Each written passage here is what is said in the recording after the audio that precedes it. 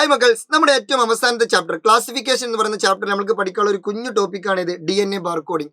എന്താണ് DNA barcoding എന്ന് പറഞ്ഞാൽ വളരെ സിമ്പിൾ ആണ്. നമ്മൾ ക്ലാസിഫിക്കേഷൻ എന്ന് പറയുന്ന ആ ഒരു ചാപ്റ്ററിൽ നമ്മൾ ജീവികൾ അങ്ങനെ ചുമ്മാ എന്നല്ല, നമ്മൾ ജീവികൾ എങ്ങനെ ക്ലാസിഫൈ ചെയ്യുന്നുണ്ട്. പല ക്രൈറ്റീരിയാസ്, പല മാനദണ്ഡങ്ങൾ, പല ഫീച്ചേഴ്സിനൊക്കെ ബേസ് ചെയ്തിട്ട് എന്ത് ചെയ്യുന്നു, ജീവികൾ നമ്മൾ പല രീതിയിൽ ക്ലാസിഫൈ ചെയ്യുന്നുണ്ട്.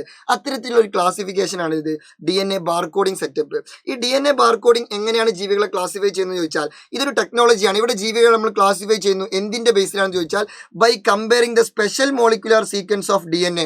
ഓരോ ജീവികളുടെയും DNAയുടെ ഒരു സ്പെഷ്യൽ മോളിക്കുലാർ സീക്വൻസ്. DNA ഓരോ ജീവിയിലും ഓരോ രീതിയിലാണ് അറേഞ്ച് ചെയ്തിട്ടുണ്ടാവുക. DNAയുടെ അറേഞ്ച്മെന്റ്, DNAയിൽ ഒരുപാട് മോളിക്യൂൾസ് ഉണ്ട്. അതിന്റെ അറേഞ്ച്മെന്റ് ഓരോ ജീവിയിലും ഓരോ രീതിയിലായിരിക്കും.